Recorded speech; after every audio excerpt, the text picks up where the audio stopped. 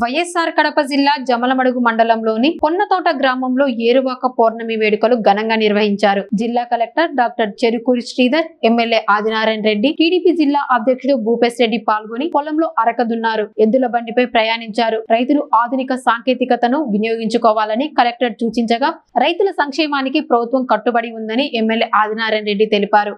అనంతరం భూపేశ్ రెడ్డి రైతులకు ఏరువాక పౌర్ణమి శుభాకాంక్షలు తెలియజేశారు. ఎందుకంటే ఈ పండుగ మనకున్నటువంటి ఈ వాతావరణ పరిస్థితులను బట్టి వర్షాకాలం స్టార్ట్ అవుతుంది కాబట్టి ఇప్పటి నుంచి పనులు మొదలు పెట్టుకోవాలి అనే ఉద్దేశంతో ఎప్పుడో పూర్వకాలం నుంచి వస్తున్నటువంటి ఒక సాంప్రదాయం.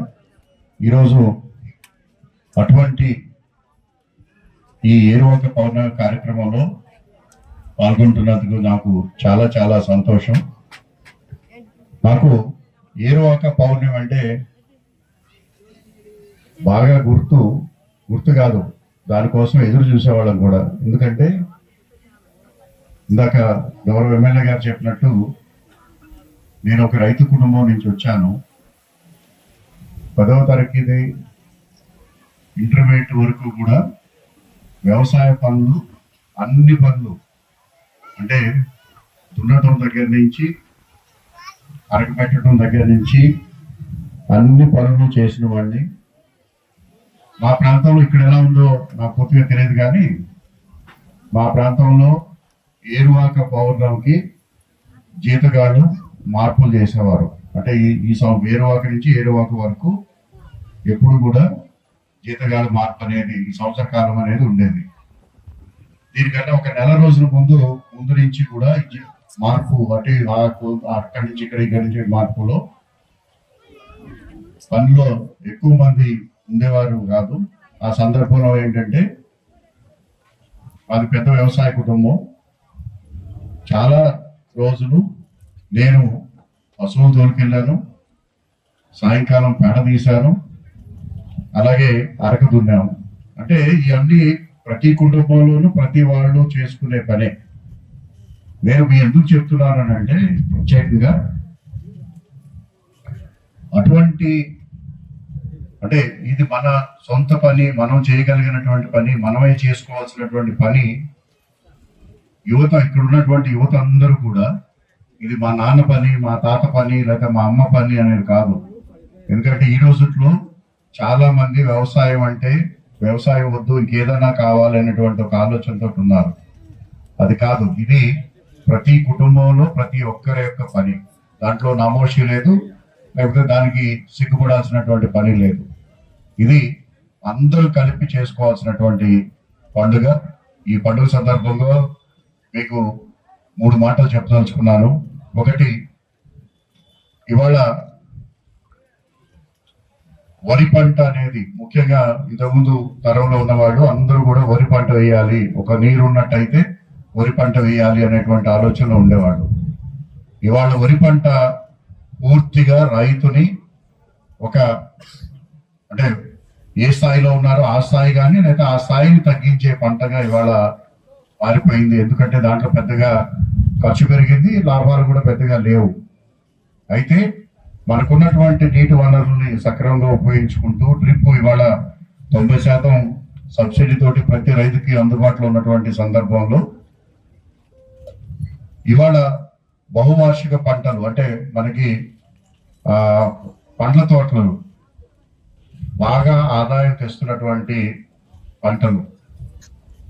దాంట్లో చిన్న చిన్న ఇబ్బందులు ఉన్నా కూడా ఇవాళ వరి పంట పెడితే బాగా పండితే ఎకరానికి 40 నుంచి 50 వేలు ఆదాయం వస్తుంది, లాభం కాదు.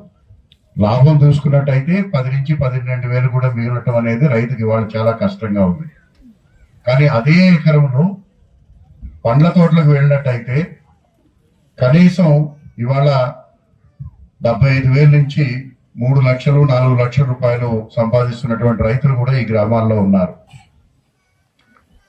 ఈ పండ్ల తోటలు హార్టికల్చర్ పంటల వల్ల లేదా కమర్షియల్ పంటల వల్ల రైతుకి ఆదాయం పెరగడం అంటే అదే ఎకరం. ఎందుకంటే మనం కొత్తగా భూమిని పుట్టించలేం, కానీ మార్కెట్లో ఏది డిమాండ్ ఉందో చూసుకుంటూ ఆ డిమాండ్ వారీగా మనం పండించుకున్నట్టయితే ఇవాళ కడప జిల్లా రైతులు నిజంగా చెప్పాలంటే దేశంలోనే మనగాడు రైతులు. ఎందుకంటే ఇక్కడ వచ్చే ఆదాయం గోదావరి జిల్లాల్లో కూడా రైతులకి లేదు. ఇక్కడ 4 లక్షలు 5 లక్షలు తీస్తున్నటువంటి రైతులు ఊరికి 10 మంది ఉంటారు.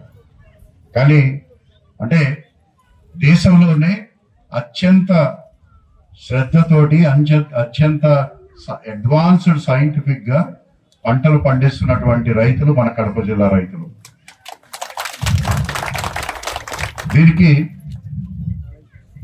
చాలా అంటే డ్రిప్ ఇరిగేషన్ కానీ లేకపోతే ఫెర్టిగేషన్ కానీ ఎరువుల్ని సమతుల్యంతో వాడటం కానివ్వండి, లేకపోతే ఇవాళ ప్రతి ఇద్దరు రైతులో కనీసం ఒకరు ఖచ్చితంగా ఇవాళ జీవన వ్యవసాయం అనేది ఇక్కడ లేని విధంగా జిల్లా కలెక్టర్ గారు ఉన్నారు.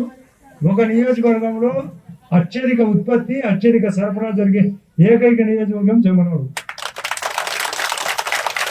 తాగునీళ్లు కూడా జలజీవన మిషన్ కానీ లేదా అమృతాని పట్టణం కానీ మీరు గమనించండి. అప్పటికి ఇప్పటికి నీళ్ళు తాగే నీళ్లు పెరిగినాయి లేదా?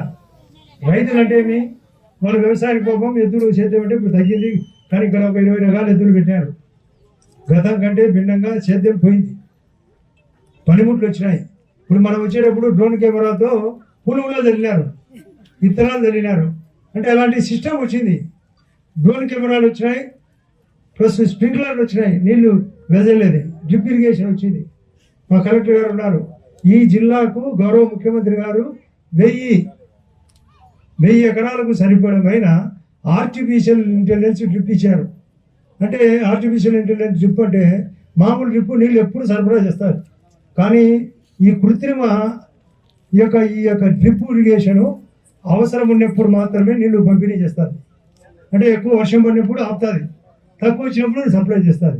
అటువంటిది కూడా ఈ జిల్లాకి ఇచ్చారు. ఒక 1000 ఎకరాలకు మొట్టమొదట. ఇప్పుడు పిల్లకాయ మాట్లాడేటప్పుడు పండ్లు అందరు తినండి అని. పండ్లు తినాలి, వల్ల ఆరోగ్యం అవసరం. గతంలో కంటే మన గవర్నమెంట్ ఆసుపత్రి బాగుంది. మహిళలకు 20 రకాలుగా సాయం చేస్తుంది ప్రభుత్వం. అన్నదాత అందరికీ ఏరువాక పౌర్ణమి శుభాకాంక్షలు తెలియజేస్తున్నాను. ఈరోజు రాష్ట్ర వ్యాప్తంగా ఈ కార్యక్రమాన్ని గౌరవ ముఖ్యమంత్రి వారు నారా చంద్రబాబు నాయుడు గారు రాష్ట్ర పండగ రైతు పండగగా ఈ కార్యక్రమాన్ని చేపట్టడం జరుగుతూ ఉంది. రైతుని దృష్టిలో పెట్టుకొని రైతుకు ఏ విధంగా ఇప్పుడున్న టెక్నాలజీని అనుసంధానం చేయాలనే దాంతో మన ముఖ్యమంత్రి వర్యులు 2024లో మనం ప్రభుత్వంలోకి వచ్చిన తర్వాత చేపట్టిన తర్వాత రైతులకు ఏ అయితే కార్యక్రమాలు గత ప్రభుత్వంలో ఆగిపోయినాయో ఆ కార్యక్రమాలన్నీ రీఇనిషియేట్ చేస్తూ రైతులు పండించే ప్రతి గింజ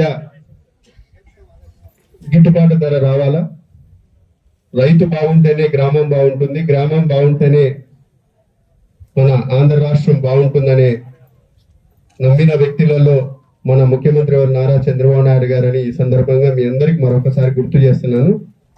ఎందుకంటే గత ప్రభుత్వం ఈ ప్రభుత్వం గతంలో ఏ విధంగా రైతులను పూర్తిగా నిర్వీర్యం చేసి పట్టించుకోకపోవడం, ఇప్పుడు డ్రిప్ ఇరిగేషన్ దగ్గర నుంచి లేకపోతే ఫార్మ్ మెకనైజేషన్ గొర్రు గుంటిక లేకపోతే పవర్ స్పేర్లు గత ప్రభుత్వంలో పూర్తిగా పట్టించుకోకపోవడం, ఈ ప్రభుత్వం వచ్చిన తర్వాత మళ్ళా రైతులను ఎంతైనా మనము ఆదుకోవాలా, సాయం చేయాలనే ఉద్దేశంతో ఈ ప్రభుత్వం ఆలోచన చేస్తుంది. ఇవన్నీ మీరు దృష్టిలో